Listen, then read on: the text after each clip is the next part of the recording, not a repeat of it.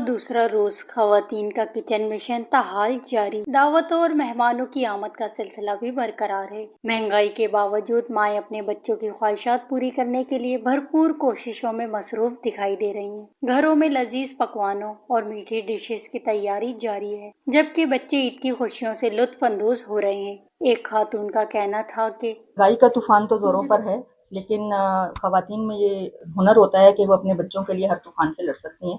तो फिर ये तो महंगाई का तूफान है।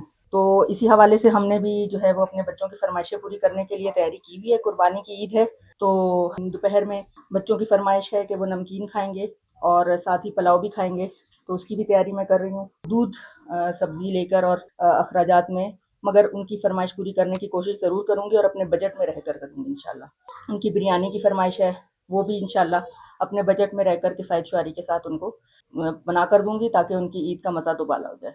शहर भर में दूसरे रोज भी दावतों, मील मुलाकातों और खानदानी तकरीबात का सिलसिला जारी है। मुख्तलिफ इलाकों में रिश्तेदारों और दोस्त अहबाब की आमदोरफ्त बढ़ गई है, जबकि बाजारों, बेकरियों और फूड पॉइंट्स पर भी रश देखने में आ रहा है। शहरियों का कहना है कि महंगाई और दिगर मुश्किलात के बावजूद ईद की रिवायती खुशियों को बरकरार रखने की कोशिशें की जा रही हैं, ताकि बच्चे और अहले खाना खुशगवार लम्हात से भरपूर लुत्फ अंदोज हो सकें।